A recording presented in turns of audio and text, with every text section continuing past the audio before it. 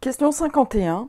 On nous donne 2 points. Le point A de coordonnées cosinus de 2π sur 3, sinus de 2π sur 3, et le point B de coordonnées cosinus de 11π sur 6 et sinus de 11π sur 6.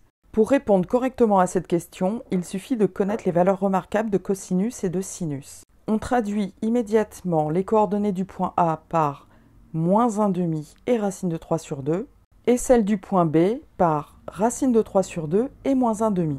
On calcule alors les coordonnées du milieu I du segment AB.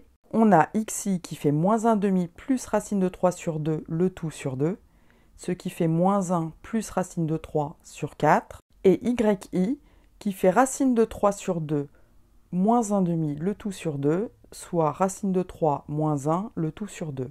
On en déduit que les coordonnées sont égales. La bonne réponse est la réponse C. Même si la question 52 fait peur, on y répond facilement en connaissant le formulaire de trigonométrie. Il faut donc savoir que cosinus 2A est égal à cos carré A moins sinus carré A, et que cosinus de A moins B s'écrit cosinus A cosinus B plus sinus A sinus B. On peut alors sereinement calculer le cosinus de cosinus 2A, qui est donc égal à cosinus de cosinus carré A moins sinus carré A, ce qui est égal à cos de cos carré A fois cosinus de sinus carré A plus sinus de cos carré A fois sinus de sinus carré A. On en déduit que la bonne réponse est la réponse C. De même, pour répondre correctement à la question 53, il faut connaître la relation cosinus carré A plus sinus carré A est égal à 1. On résout alors 2 sinus carré A plus 3 cosinus x égale 3.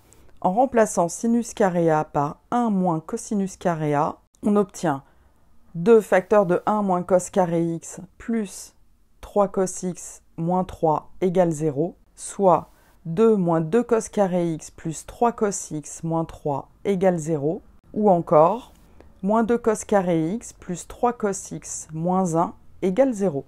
Si on pose grand X égale cosinus x, alors on se ramène à une équation du second degré qui est moins 2x carré plus 3x moins 1 égale 0. Cette équation admet une racine évidente qui est grand X égale 1, et on peut déduire alors assez facilement la deuxième solution qui est donc x égale 1/2. Donc finalement on doit résoudre cosinus x égale 1, ce qui nous donne x égale 0 modulo 2π, ou alors x égale 1/2, ce qui donne x égale π sur 3 modulo 2π ou moins π sur 3 modulo 2π. Ces trois solutions sont dans l'ensemble moins π sur 2, π sur 2.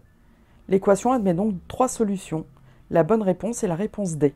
La correction des questions de trigonométrie est maintenant terminée. Je t'invite à regarder les autres corrections concernant les probabilités ou encore les fonctions. Je te souhaite un bon travail et abonne-toi à la chaîne pour être au courant des dernières vidéos mises en ligne.